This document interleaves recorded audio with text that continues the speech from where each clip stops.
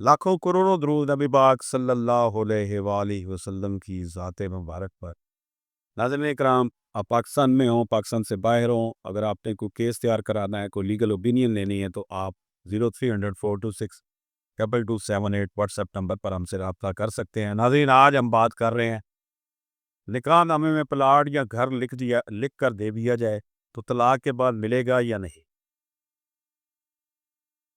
نکاح نامے یعنی میرج کانٹریکٹ، میرج سرٹیفکیٹ میں اگر پلاٹ، گھر یا کوئی جائیداد لکھ دی جائے، نمبر ایک، حق مہر کے طور پر درج ہو۔ اگر وہ جائیداد نکاح نامے میں حق مہر کے طور پر لکھی گئی ہے تو عورت کا اس پر مکمل حق ہے، چاہے طلاق ہو یا نہ ہو، حق مہر لازماً ادا کرنا پڑتا ہے۔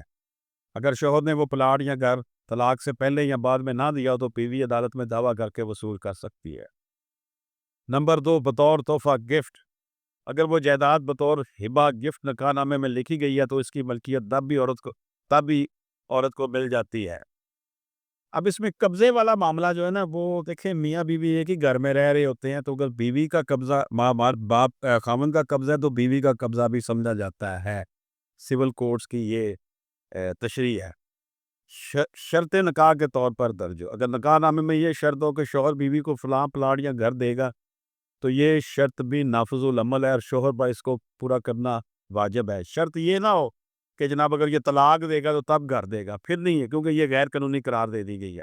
لیکن ویسے لکھا ہو کہ ہم اس کو یہ گھر اور پلاٹ دیں گے تو وہ دینا پڑے گا۔ لیکن اگر یہ شرط ہو کہ طلاق کی صورت میں شوہر دے گا، پھر وہ نہیں ملے گا۔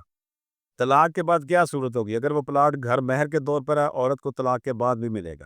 اگر وہ صرف وعدہ یا تحفہ لیکن قبضہ نہیں دیا گیا تو تب بھی وہ ملے گا۔ گفٹ جو ہے وہ نہیں لیا جا سکتا۔ اجازت دیجیے، اللہ حافظ۔